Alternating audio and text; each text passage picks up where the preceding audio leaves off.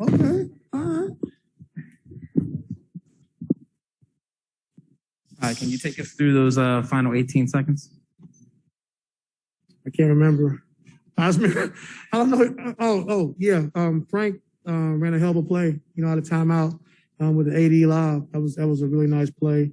Put them up one. And then come out of timeout, we knew we didn't have any timeouts. And so we said Reeves was on the floor. So we just said we want to put Reeves into action if they score. And so T-Man did a good job of running up and setting that pick. And Reggie was able to turn the corner and get downhill. But I apologize to the team, too, for that 5-second call because I thought the referee said baseline out. And then he told me he said baseline extended. So that was on me. So I messed that up. And so I apologize to my guys for that. But like I said, it's going to be a hard-fought game. I thought Malik Monk was unbelievable. I thought he really did a good job of attacking, being the point guard, getting AD lobs and dunks. I thought we did a good job on AD as far as double teaming him early, but the 7 offensive rebounds, I think all of them was put back dunks, so we had to be better with that. But overall, man, I just thought, we fought, we competed. We knew it was going to be a tough game, and I'm just happy for our guys. Also, during the telecast, they said that PG was going to get an MRI on his elbow. Yeah, on the 24th, but things can change. But, right now is what they're saying, but things can change at any time. How's he feeling so far? I hope so. I hope he's feeling good. I don't know, but things can change, but, just something to look forward to. Hope is stronger than fear. You guys went up 16 late in the third, and you kind of just let that bench unit ride it out a bit, see if they can, I guess, correct it. Is that kind of what you were thinking by leaving them out there? Well, I thought the bench did a good job in the first half, the guys to lead. And then we was up, I think, 17 or whatever, and Reggie let Reeves get that offensive rebound. And I think they scored a 3 and kind of got them going. Really got to stop there. We could have pushed the lead. And I thought that play right there really hurt us, helped them get back in the game. But like I said, our second unit's been good for us all year. That's why we was 4-4 on this last road trip. They did a good job extending the lead in the first half. And then, I had to get them out early, but it doesn't matter. We're just trying to win the game. It's nothing personal and get ready for Sunday. Serge kind of carried you guys in the first half, maybe his most action off the dribble that we've seen all year. What did you make of him specifically in that first half? Well, I thought, Frank Vogel, Coach Vogel, I thought he did a good job, like really starting AD on Marcus, kind of, threw us for a loop early on. And then we kind of caught a rhythm. And then he did a good job, I think, in that third quarter, switching back and putting Stanley on Marcus. When we came out in the third quarter and got a couple of plays we wanted to attack the way we wanted to attack. And so, like I said, I thought it was a good chess match back and forth. I thought Coach Vogel did a good job of trying to keep me all balanced. And, like I said, I just thought Serge was really doing a good job inside when they were switching, just, punishing the smaller guys, getting to his jump hook, offensive rebounds, getting the putback. And so he was huge for us tonight. Hi. Did you notice Reggie kind of skipping, galloping down the court? Yeah, well, what happened was Terrence, we had Luke in the game. If you saw, I got Terrence in late. And so I already told Luke or whoever Reeves is guarding, if they score, we want to put him in the step-up action.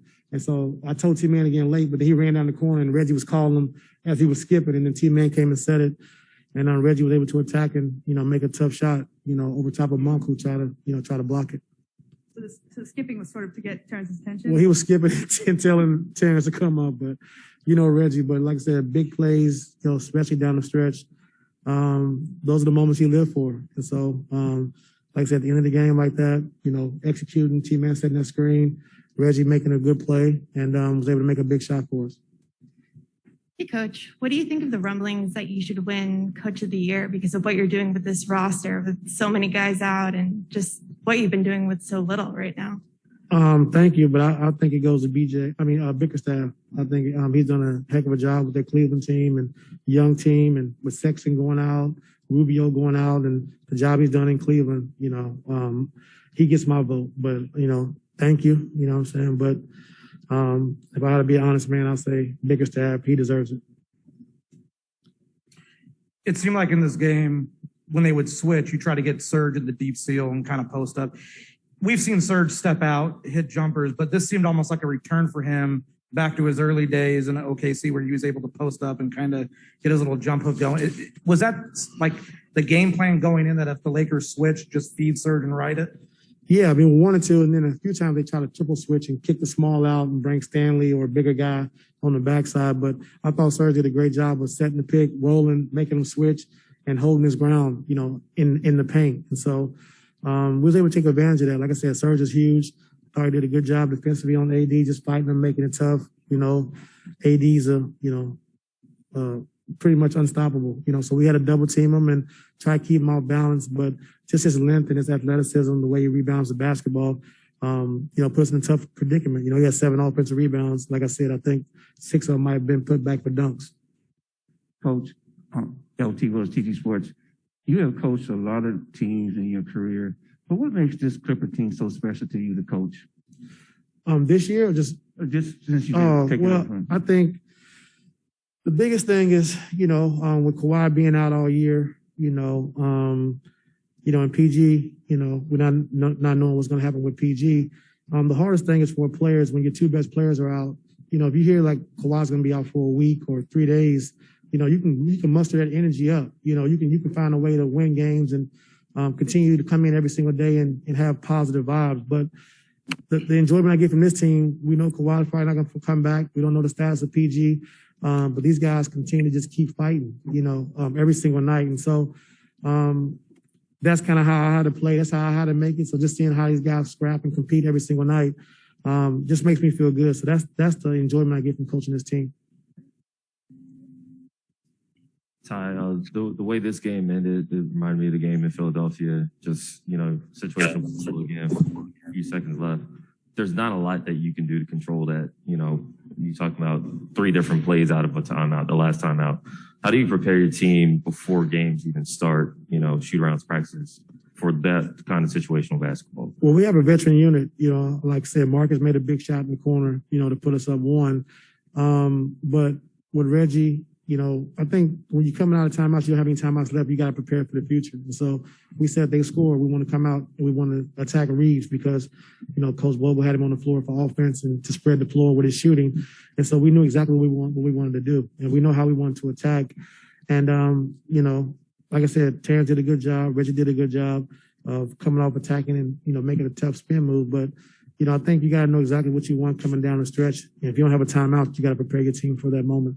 Even defensively, even with 4 seconds left, going down or we kind of messed that up a little bit, but Serge can't pick 80 up full court, so that was his matchup. So he had to kind of be back waiting on him.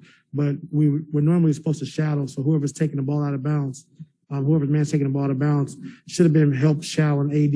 And then when he got to Serge, it'd have been too late. But we didn't do a good job of executing that. But we know that, and we didn't do a good job of that. Ty, you guys have had a top offense in clutch scenarios all season, but this one, obviously, you come into the last few minutes of a clutch time, and your offense had not been working for most of that fourth quarter. Where did you see the shift to where you guys were able to actually get some execution going your way in the final minutes? I thought the second unit came in, they struggled a little bit to start their fourth quarter. We didn't really, get good shots. They were able to get out and score. So, having 22 assists in that first half, and then coming out and have 29 for the game. I just thought we had to get our starters back in there, and we kept Luke out there a little bit more for space. And then they're going to double team and switch. He'd be able to get some open shots. But we got our starters back in there. I thought Reggie played great. And like I said, Marcus was rolling. And so we got those guys back in. They were able to execute, going down the stretch and, secure the win. If I can add one more, you said earlier that you weren't sure if Kawhi was going to come back this year. A month ago, there was optimism supposedly about his return. Is this just a factor of the calendar? You only have about 30 games left. And I don't know. I mean, I'm not a doctor, but like I said, hope is stronger than fear. So I'm hoping every night that these 2 guys can come back. But you never know. So that's all I got to say, man.